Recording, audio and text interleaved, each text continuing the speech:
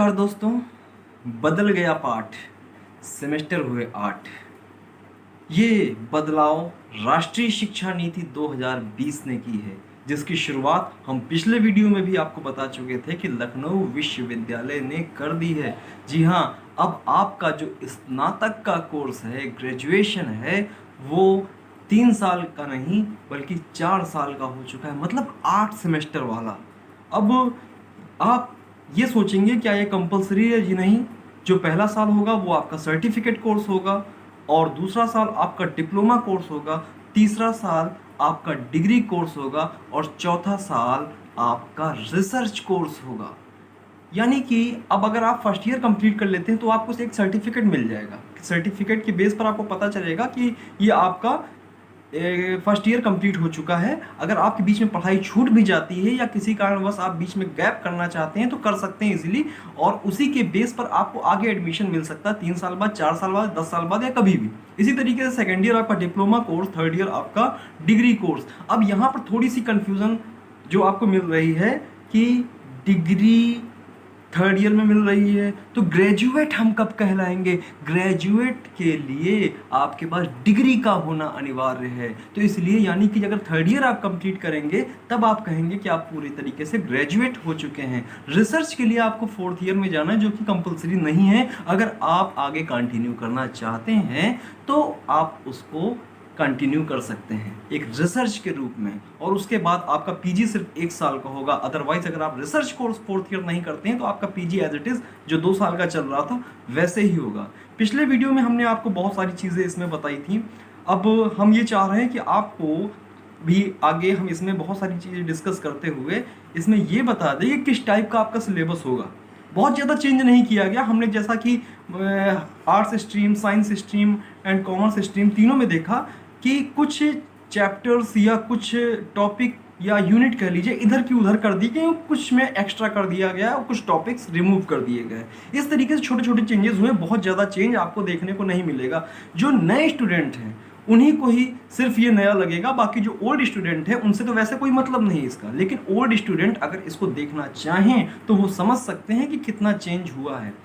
यानी कि जो नया फर्स्ट ईयर आ रहा है, चाहे बीए हो, बीएससी हो, बीकॉम हो, उनके लिए इसकी शुरुआत हो रही है। जो सेकेंड ईयर और थर्ड ईयर है इसका उससे कोई संबंध नहीं, उनका अपना पुराना कोर्स चलता रहेगा। ये फर्स्ट ईयर ही इस राष्ट्रीय शिक्षा नीति 2020 को लीड करता हुआ आगे बढ़ेगा। तो इसका पाठ्यक्रम कैसा होगा? तो आइए एक सब्जेक्ट उठाकर हम एक उदाहरण एक सब्जेक्ट का लेते हुए इसको डिस्कस करते हैं। यहाँ पर हमने लखनऊ विश्वविद्यालय के शिक्षा शास्त्र विभाग से शिक्षा शास्त्र का सिलेबस उठाया है, और ये देखना है कि 4 साल का जो पाठ्यक्रम होने जा रहा है, जो इसी सत्र से शुरू हो रहा है, वो किस तरीके से इसमें व्यवस्थित किया गया है। ठीक है, तो आइए इसको हम डिस्कस करते हैं। Semester wise titles of the paper in BA. ठीक है, ये आपका मेजर सब्जेक्ट है। अगर कोई और किसी भी स्ट्रीम से आता है, सपोज़ बीएससी या बीकॉम का कोई स्टूडेंट होता है और वो अलग से यहाँ से कोई माइनर पेपर ऑप्ट करता है, तो उसको इसमें से नहीं दिया जाए, क्योंकि यहाँ पर ये साफ साफ मेंशन है कि ये मेजर सब्जेक्ट है। ठीक है, तो यहाँ पर ये एज अ मेजर सब्जेक्ट ही लिए जाएंगे। अब बात करते हैं इसमें जो फर्स्ट ईयर है। फर्स्ट ईयर में ये है, इसमें 2 सेमेस्टर, फर्स्ट एंड सेकेंड। इसमें सारे पेपर्स के नाम दिए हुए हैं, और ये पेपर अगर हम फर्स्ट सेमेस्टर को देखें तो फर्स्ट सेमेस्टर में जो पहला पेपर होगा वो कॉन्सेप्चुअल फ्रेमवर्क ऑफ एजुकेशन 1। ठीक है, जो इसका सेकंड पेपर होगा development and challenges of Indian education system. अब देखिए, आपको राइट हैंड साइड पर इसमें क्रेडिट्स दिखाई पड़ रहे हैं। क्रेडिट का मतलब है कि अगर जैसे बैंक में आपका अकाउंट खुल जाता है, उसी तरीके से आपका यहाँ पर भी एक तरीके से अकाउंट रहेगा, और इसमें जो क्रेडिट स्कोर दिया जा रहा है, मीन्स जो टोटल क्रेडिट 24 है वो आपका पूरे ग्रेजुएशन में कंप्लीट होना चाहिए। अगर 24 क्रेडिट कंप्लीट होते हैं तभी वो पूर्ण ग्रेजुएट माना जाएगा। मतलब 4 साल का पाठ्यक्रम करते करते आपका 24 कंप्लीट हो जाएगा। जैसे हमने बताया था लास्ट वीडियो में आपको कि फर्स्ट ईयर का जो आपका कोर्स होगा वो सर्टिफिकेट कोर्स होगा, सेकेंड ईयर आपका डिप्लोमा कोर्स होगा, थर्ड ईयर आपका डिग्री कोर्स होगा एंड फोर्थ ईयर आपका रिसर्च कोर्स होगा। उसी तरीके से इन सब में आपको क्रेडिट्स भी मिलते जाएंगे। ठीक है, तो अब आते हैं हम सेकेंड सेमेस्टर में। इसी का जो सेकेंड सेमेस्टर है, इसमें जो पेपर फर्स्ट है, यहाँ पर इन्होंने P3 लिख दिया है, पेपर थर्ड लिख दिया है, लेकिन आप इसको अगर पेपर फर्स्ट मान लें तो conceptual framework of education second. ठीक, अब आपने देखा था पेपर वन जो आपका यहाँ पर था फर्स्ट सेमेस्टर का, उसमें conceptual framework of education first था, यहाँ पर conceptual framework of education second, जो कि यहाँ पर आपका फर्स्ट पेपर होगा सेकंड सेमेस्टर में, ये फर्स्ट पेपर होगा। सेकंड जो लिखा हुआ है इससे आप कंफ्यूज मत हो जाइएगा, इसीलिए अगर आप पेपर वाइज फर्स्ट और सेकंड में कंफ्यूज हों तो सीधे सीधे पेपर का नाम याद कर लीजिए, दैट्स इट।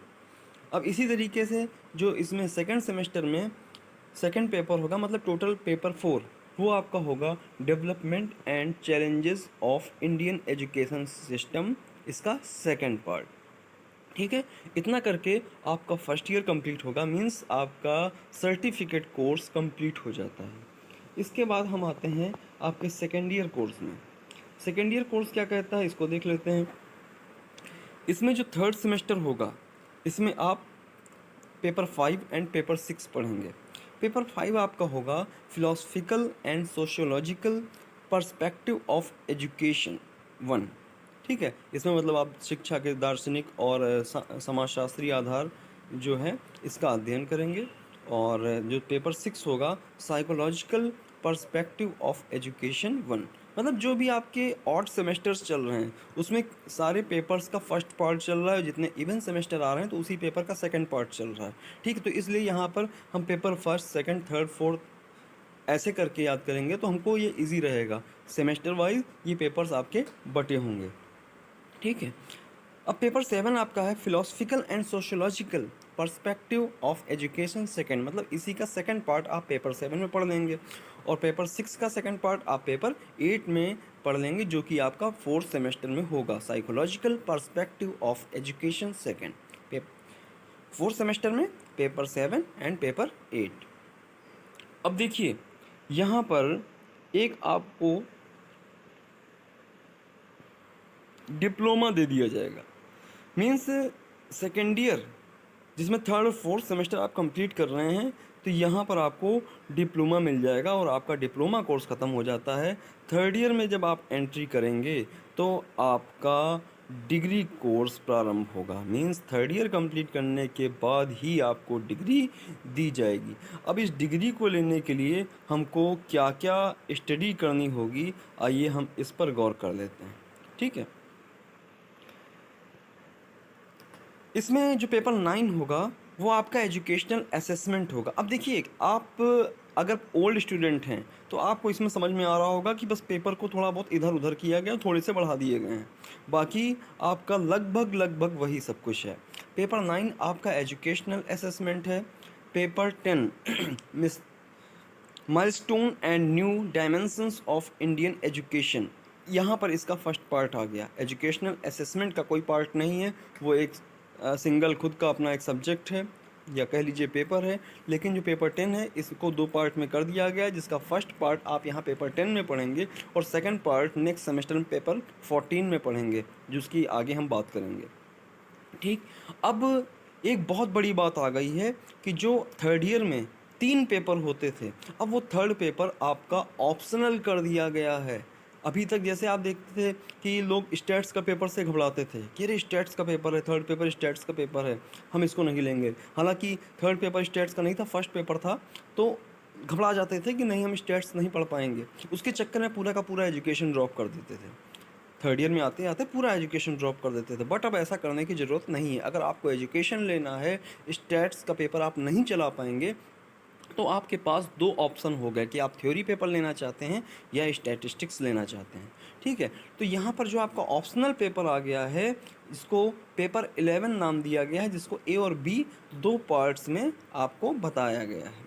ठीक है, अब इसमें 11A में क्या है, एजुकेशनल एडमिनिस्ट्रेशन एंड मैनेजमेंट, और 11 बी में है एजुकेशनल स्टैटिस्टिक्स बेसिक, मतलब यहाँ पर बेसिक कॉन्सेप्ट आपको समझाया जाएगा, जैसे फ्रीक्वेंसी डिस्ट्रीब्यूशन हो गया, क्लास इंटरवल हो गया, जो कि हम अपने पुराने वीडियोस में थोड़ा बहुत डिस्कस भी कर चुके हैं। मीन मीडियन मोड का आई थिंक कॉन्सेप्ट हो सकता है। अभी सिलेबस जैसे भी हम आगे के वीडियोस में डिस्कस करेंगे तो उसका सिलेबस भी कंफर्म हो जाएगा कि क्या क्या चीज़ें इसमें आ रही हैं। आई थिंक बेसिक में यही सारी चीज़ें होंगी कि आपका क्लास इंटरवल कैसे होता है, फ्रीक्वेंसी डिस्ट्रीब्यूशन कैसे होता है, ग्राफ कैसे बनता है, ये सारी सारी चीज़ें आपकी बेसिक में आपको मिल जाएंगी।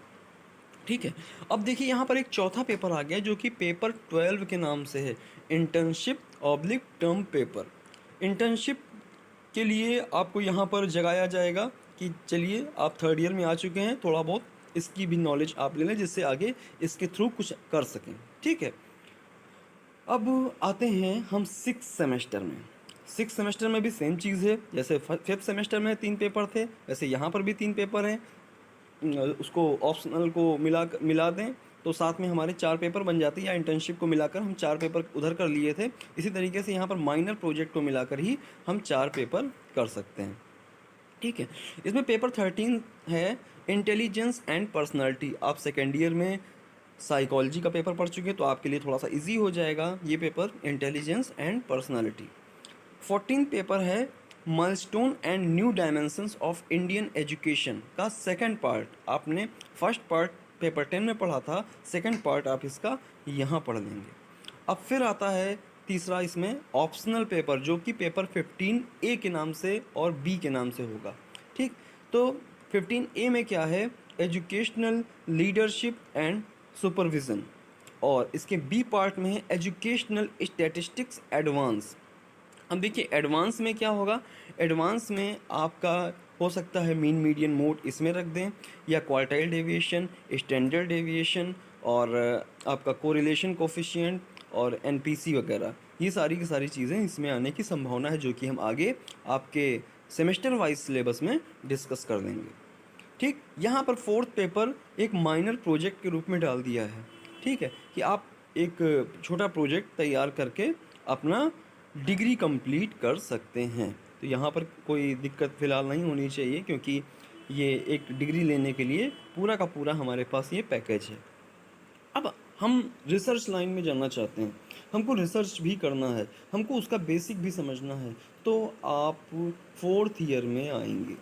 4th ईयर में आपके पास पेपर 17 से आपका ऑप्शन खुलता है, जिसमें है एजुकेशनल टेक्नोलॉजी के बारे में पढ़ेंगे।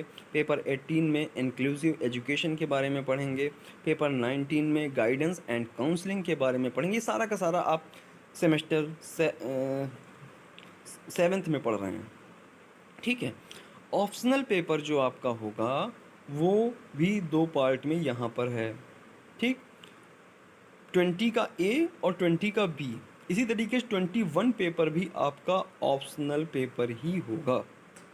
ठीक है, तो यहाँ पर आप देख पा रहे हैं कि जो 20 का ए है वो इनोवेशन इन एजुकेशन है, और 20 का जो बी पार्ट है एजुकेशन फॉर हैप्पीनेस। ये आई थिंक इंटरेस्टिंग पेपर आपके लिए होगा, नाम ही है हैप्पीनेस, तो बस समझ लीजिए हैप्पी होने का नंबर आ जाएगा। अब ऑप्शनल पेपर जो नेक्स्ट है 21, उसमें भी ए और बी पार्ट है। इसमें ए पार्ट में आपका एनवायरमेंटल एंड पॉपुलेशन एजुकेशन, और बी पार्ट में वैल्यू एंड पीस एजुकेशन। ठीक है, और पेपर 22, यहाँ पर इतने सारे पेपर्स हो गए हैं जिसमें हम रिसर्च मैथडोलॉजी पढ़ेंगे।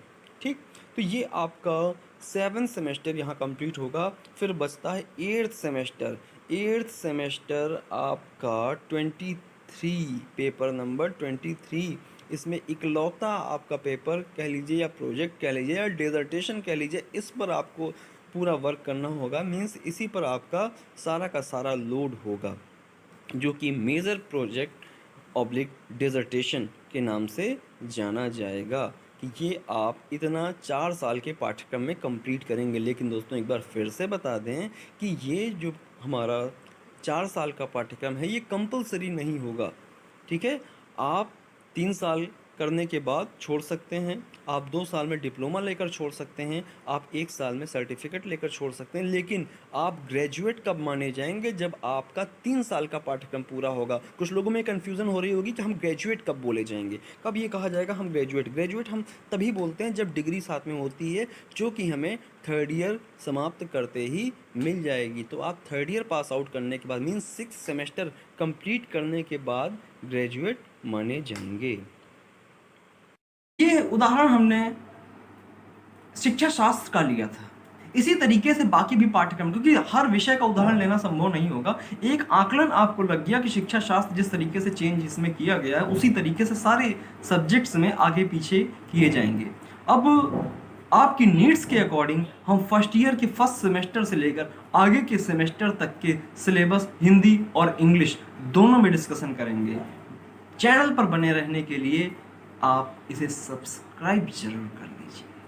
मिलते हैं नेक्स्ट वीडियो में, आपके यूजफुल वीडियो में। Wish you all the best.